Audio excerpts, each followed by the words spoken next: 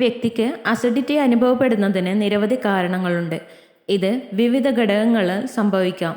അസിഡിറ്റിക്കുള്ള 7 പ്രധാന കാരണങ്ങൾ ഇവയൊക്കെയാണ്. സ്ട്രെസ് ആമാശയത്തിലെ ആസിഡ് ഉൽപ്പാദനം വർദ്ധിപ്പിച്ച് നെഞ്ചെരിച്ചിലും അസിഡിറ്റിയുടെ മറ്റു ലക്ഷണങ്ങളും ഉണ്ടാക്കും. പൊണ്ണത്തടി അമിതഭാരമോ പൊണ്ണത്തടിയോ ആസിഡ് റിഫ്ലക്സ് രോഗത്തിനും GERDയ്ക്കും കാരണമാകും. ശാരീരിക പ്രവർത്തനങ്ങളുടെ അഭാവം അപര്യാപ്തമായ ശാരീരിക പ്രവർത്തനങ്ങൾ അന്നനാളത്തിലെ പേശികളുടെ പ്രവർത്തനം കുറയ്ക്കുന്നതിന് കാരണമാകും. ഇത് ആസിഡ് റിഫ്ലക്സ് എളുപ്പമാക്കുന്നു.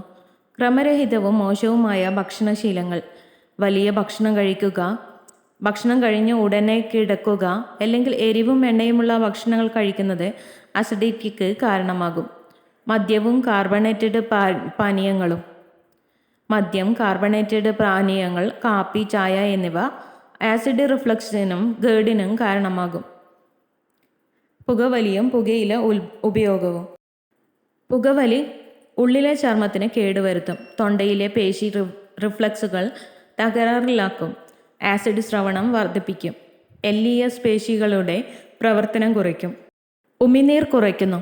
ഇത് ആസിഡിൻ്റെ ഫലത്തെ നിർവീര്യമാക്കുന്നു. ചില മരുന്നുകൾ ആസ്പിരിൻ, ഇബുപ്രോഫിൻ, മസിൽ റിലാക്സറുകൾ, ചില രക്തസമ്മർദ്ദ മരുന്നുകൾ തുടങ്ങിയ മരുന്നുകൾ ആസിഡ് റിഫ്ലക്സിനും ഗേർഡിനും കാരണമാക്കും. അസിഡിറ്റി നിയന്ത്രിക്കുന്നതിന് ആരോഗ്യകരമായ ഭക്ഷണക്രമം സ്വീകരിക്കുക, സമ്മർദ്ദം കുറയ്ക്കുക, പതിവായി വ്യായാമം ചെയ്യുക തുടങ്ങിയ ജീവിതശൈലി മാറ്റങ്ങളിലൂടെ ഈ ഘടകങ്ങൾ പരിഹരിക്കേണ്ടത് അത്യാവശ്യമാണ്. ആവശ്യമെങ്കിൽ രോഗലക്ഷണങ്ങൾ ലഘൂകരിക്കാൻ ആൻറ്റാസിഡുകൾ, H2 ബ്ലോക്കറുകൾ, പ്രോട്ടോൺ പമ്പ് ഇൻഹിബിറ്ററുകൾ തുടങ്ങിയ മരുന്നുകൾ ഉപയോഗിക്കാം. If you love to watch this video, you can like, share and subscribe.